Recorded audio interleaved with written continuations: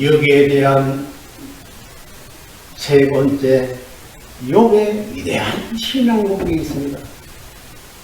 첫째로 주께서 주셨고 주께서 거두신다는 고백을 합니다. 여기 1장 21절에 주신 자도 여호와시요 취하신 자도 여호와시니 여호와 이름이 찬송을 받을지어다. 누구를 원망하지 않았습니다. 스바 사람이나 갈대아 사람, 또 충성되의 양을 지켜주지 못한 종이라든지, 심지어 자기를 저주하고 도망간 아내를 대해서 미움도 원망도 실망도 저주도 하지 않아요.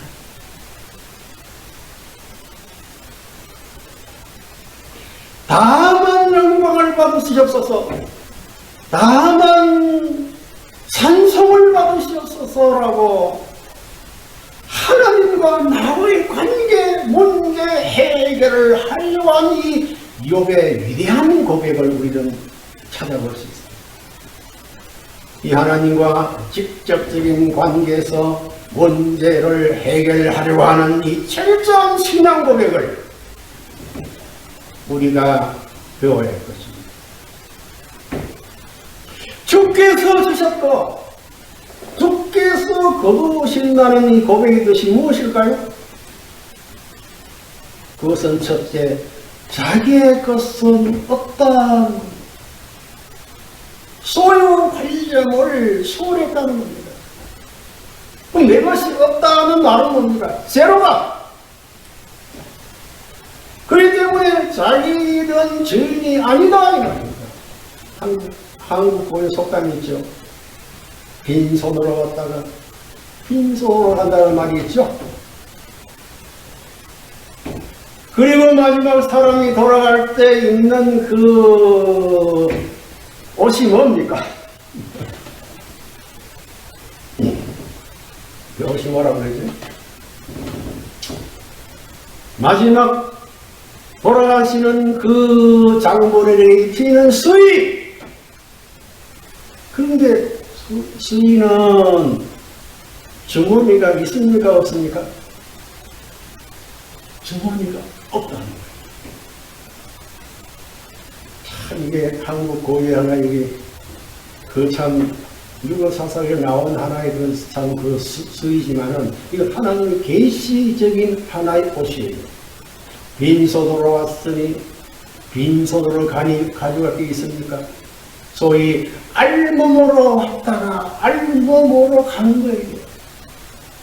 태중에 어머니 태중에서 태어난 그 애기 와 하고 태어나는 그 순간은 바로 알몸이에요.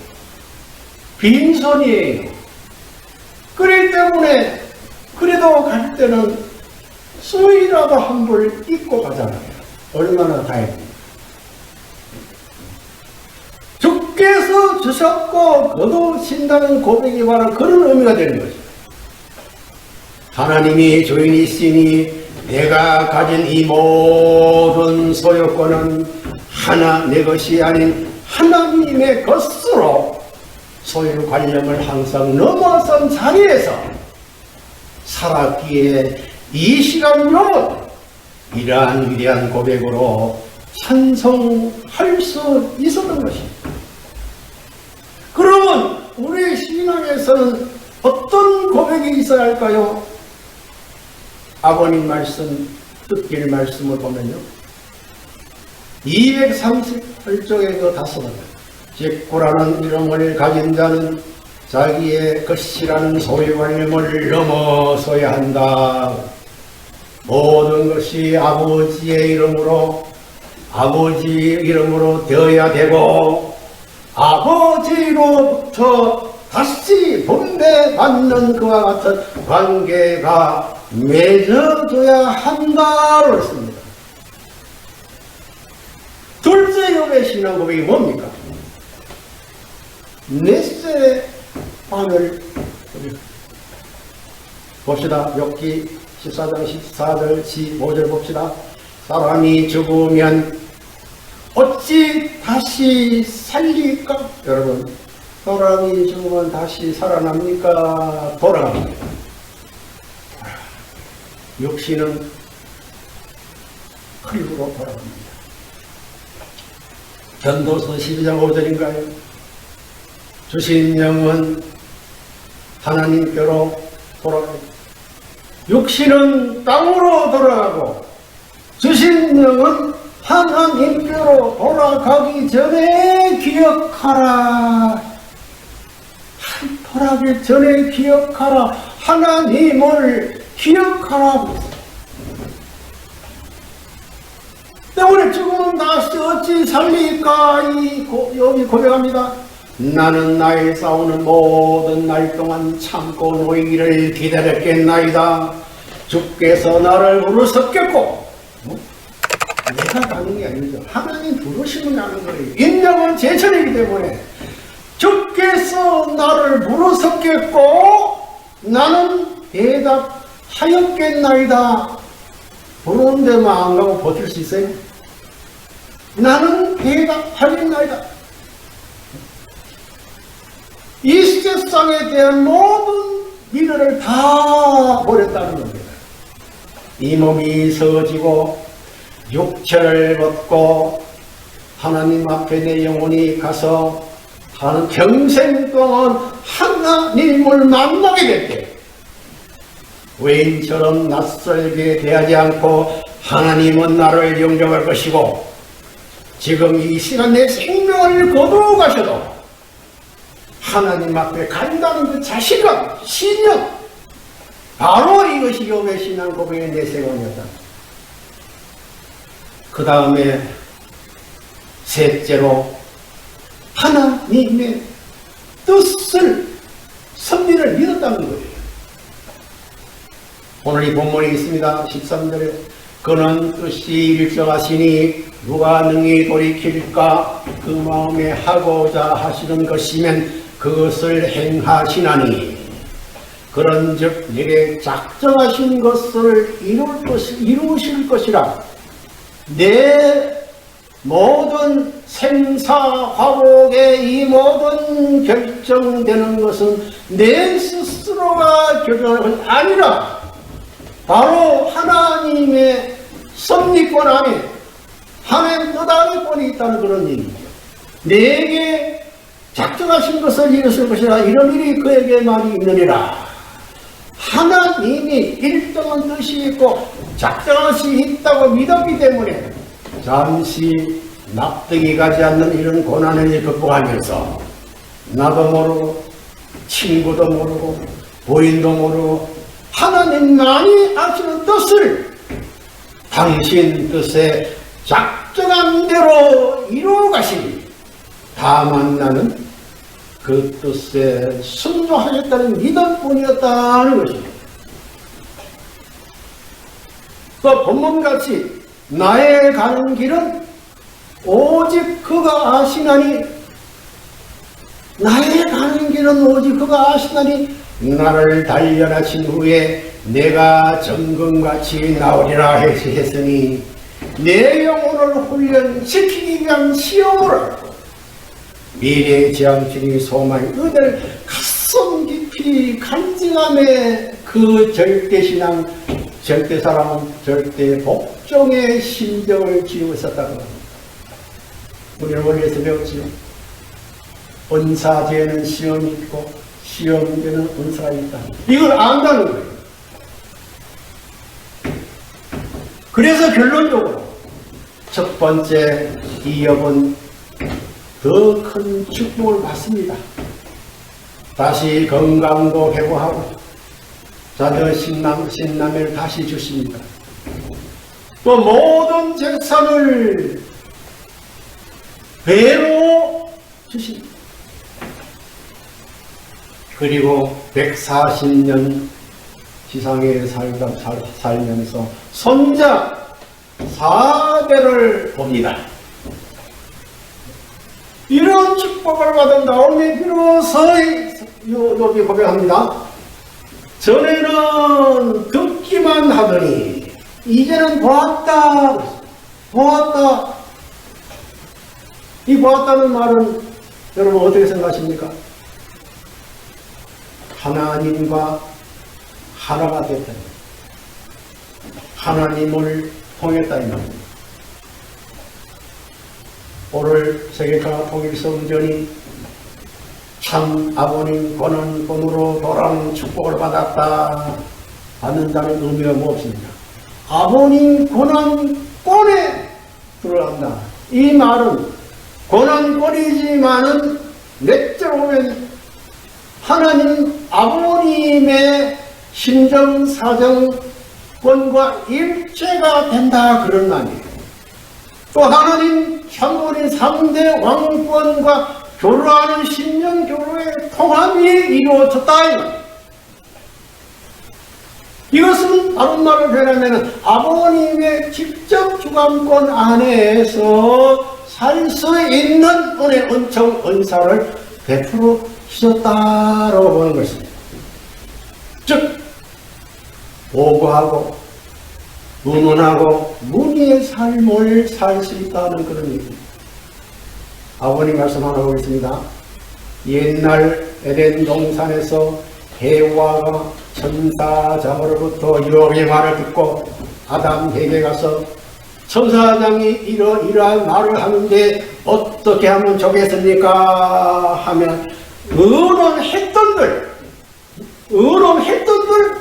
해와는 타락하지 않았다는 것입니다. 또 해와가 하나님과 의논했던들 타락하지 않았을 것입니다. 그런데 해와는 그 유혹의 말을 듣고 아담과 의논하지 않고 하나님과 의논하지 않음으로 말미암아 그만 타락하는 실수를 범하게 되었다는 것입니다. 내 몸의 행동은 이 첫째로 마음과 의논해야 됩니다. 다르게 말하면 마음의 명령을 따라 내 몸이 움직여야 돼요. 왜? 마음이 주체고 몸이 대상이야. 마음의 그 중심 주체고는 바로 영체요, 이 육체 그 이전에는 육신이지만은 그 육신, 인간의 육신의 주체는 영인체, 육신은 대상이다. 몸은 마음의 주체와 의논해야 돼요. 또 대상권 나는 주체와 의논해야 돼요. 또 가인적 나라는 아벨과 의논해야 돼요. 또 내가 종교와 왕비라고 한다고 하지만 교회 조직 속에서의 내가 식구라면 그 식구 교회의 어떤 책임자에 따른 책임자와 의논해야 된다 하는 그런 의미가 되는 것입니다. 그리고 욥기 36장 24절에 또 귀한 말씀이 있습니다. 너는 두 번째 하나님의 하신 일을 찬송했다고 했습니다. 욥기 36장 24절에 보니까 너는 하나님의 하신 일 찬송하기를 잊지 말지어다. 인생이 그 일을 노래하였습니다. 이 말씀은 어떤 의미를 가졌을까? 저는 이렇게 모든 일은 하나님이 하신 일이다 그 말이에요. 내가 결과를 맺었다 할지라도 그 과정의 동기는 내가 주체의 죄인이 아니고 하나님의 주체야. 하나님의 정신으로 그런 얘기죠. 너는 하나님의 하신 일을 찬송하기를 잊지 말지어다. 인생이 그 일을 노래하였습니다. 찬양 찬송을 드렸다. 오직 감사와 영광을 올려드렸다. 그런 의미가 되는 겁니다. 그래서 이 감사와의 불평에 관한 차별성을 몇 가지 한번 찾아봤습니다. 첫째, 아버님 말씀, 불평은 풀 수 없는 죄가가 된다. 하늘을 내서 불평하지 말라. 그 불평은 풀 수 없는 죄가가 된다. 뜻길 155쪽 2절. 그 다음에 아버님 참 귀한 말씀, 감동적인 말씀입니다. 불평을 배우지 않으셨다. 아버님은 불평을 배우지 않으셨다는 거예요. 선생님은 지금까지 불평이라는 것을 배우지 않았다고요. 불평하려면 죽어버리는 것이 낫습니다. 죽은 길을 통해서 듣길이 뭔지 알았기 때문에 불평할 때가 있게 되면 죽어버린다고 생각한 거예요. 불평하게 되면 하늘의 배반자가 되기 때문에 꿈에도 생각지 않았다고요. 불평, 그 단순한 불평이 아니고 하늘 배반자가 된다는 거예요. 그러면 꿈에도 내가 생각할 수 없다. 그 말입니다. 세 번째, 불평 없이 눈물 흘리면서 기뻐하고 감사하는 생활을 해야 한다. 그렇습니다. 신앙생활을 하면서 우리가 불평해서는 안 됩니다. 여기서는 불평할 수 있는 내용이 없습니다. 기뻐해야 됩니다. 눈물을 흘리면서도 기뻐하며 가야 됩니다. 눈물을 흘리면서 웃으며 가야 된다는 것입니다. 이렇게 가르쳐 주었는데 안 하면 그걸 어떡하느냐? 안 하면 할 수 없습니다. 하나님도 할 수 없고 선생님도 할 수 없습니다. 그렇기 때문에 천국 가고 지옥 가는 것은 자신이 결정하는 것입니다. 레버런들이 결정하는 것이 아니고 하나님이 결정하는 것이 아니고 자기가 결정하는 것입니다. 불평하면은 지옥이요.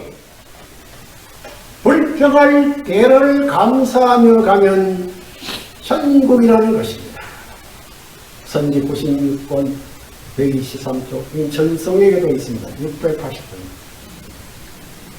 마지막으로 우리 이 말씀 다시 한번 같이 혼동하겠습니다. 불평하면 당간복귀는 안 된다. 불평하면 도로목이란 도로 돌아갔다가 말이에요. 당간복귀는 반대 경로를 거쳐야 합니다. 그래가지고 에서와 야곱 노종께서 동생 야곱이 형님의 장자 기업을 빼앗기 위해서 21년 순환의 길을 간 것입니다. 라반의 집에 가서 얼마나 고생했어요. 그렇게 지탕산 가운데서 세월을 보냈습니다. 보통 남자라면 거기에 박혀 있을 수 없습니다. 그 삼촌이 그게 뭐예요? 도적론이죠.